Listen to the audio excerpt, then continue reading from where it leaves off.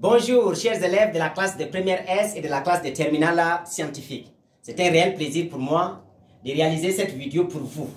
Notre vidéo d'aujourd'hui porte sur une relation. Et quelle est cette relation? C'est MDH qui est égal à 1 neuvième de MDH2O. Pourquoi nous avons décidé de réaliser cette vidéo pour vous?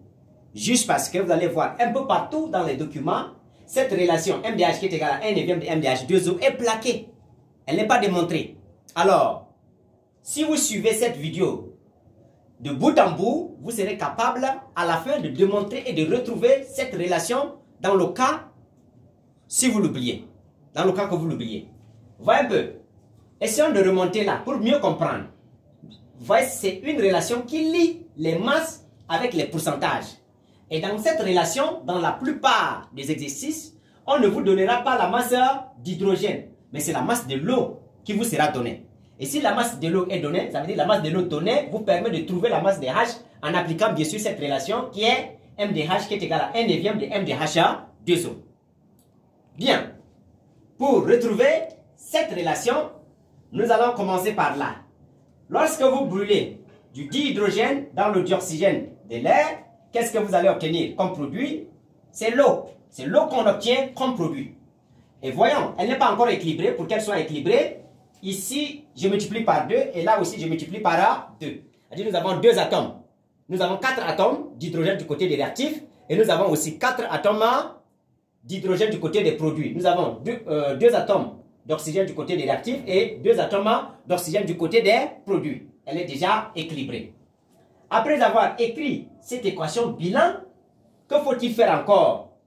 Il va falloir appliquer bilan molaire entre l'hydrogène et l'eau. C'est-à-dire nous allons dire ceci. La quantité de matière de H2 sur son coefficient c'est 2, ça va être égal à la quantité de matière de l'eau sur son coefficient c'est 2. Et donc les deux peuvent se simplifier. On va un peu. C'est-à-dire nous obtenons NDH2 est égal à NDH2O. Et nous savions aussi quelque part que la quantité de matière là, on peut la retrouver à partir de cette relation, la masse sur la masse molaire.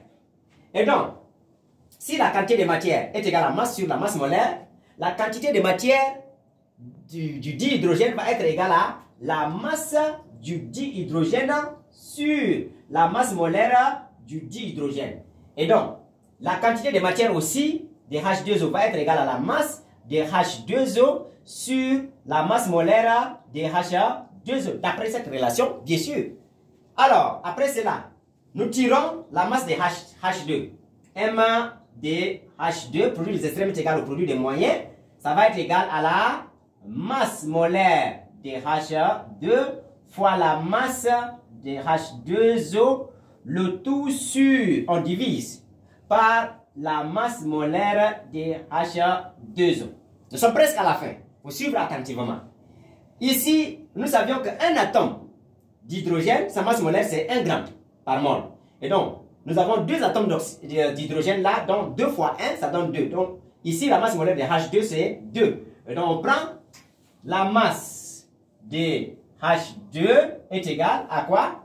Est égale à 2 multiplié par la masse de H2O. On divise sur la masse molaire de l'eau. La masse molaire de l'eau. La masse molaire d'hydrogène. Nous avons 2 atomes d'hydrogène ici, c'est 2. Et l'oxygène, c'est 16. 2 plus 16, c'est 18. Donc, on divise par 18. Nous simplifions. La masse de H2 va être égale. On simplifie par 2, 2. 2 divisé par 2, on trouve 1. Et 18 divisé par 2, on trouve 9. Multiplié par la masse de H2O. Et puis, on encadre.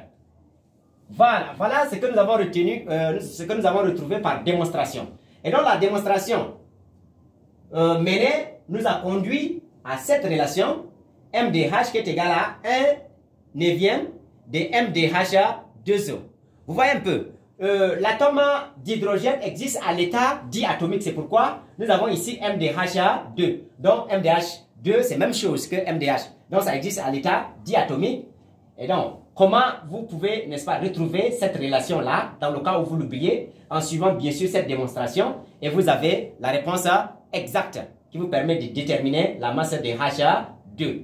Je suis un enseignant au niveau du collectif Excellence situé à Walia, Ngosso.